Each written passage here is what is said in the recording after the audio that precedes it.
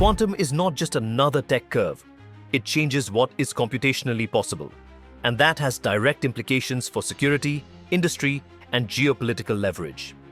India's bet on quantum is about staying relevant and competitive in that landscape, not chasing a buzzword. Quantum computers can, in principle, solve certain classes of problems much faster than classical machines, breaking widely used encryption schemes, simulating complex molecules, optimizing large systems, and improving sensing and imaging. That touches everything from secure communications and defense to new drugs, better materials, smarter logistics, and resilient financial systems.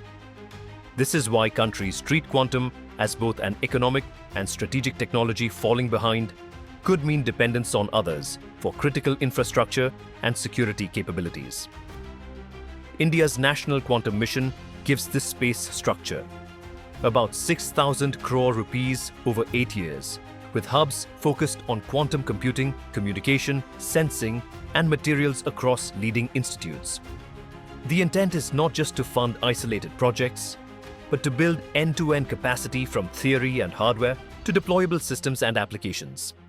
We already have proof points. For example, IIT Delhi has demonstrated free-space, quantum-secure communication over a 1-kilometer link using entangled photons, which is directly relevant to building quantum-safe communication networks for defense, government, and critical infrastructure. What success would look like for India? If this strategy works, India could develop domestic quantum-safe communication systems instead of relying on imported black box solutions. Build niche strengths in quantum algorithms, software, and domain-specific tools for pharma, materials, climate, logistics that sit on top of global hardware platforms. Train a pool of researchers and engineers that global players need, making India a key node in the worldwide quantum value chain. The stakes are high because once quantum stacks, standards, and ecosystems solidify globally, latecomers will find it hard to catch up or negotiate from a position of strength. India's current push is essentially about not missing that window.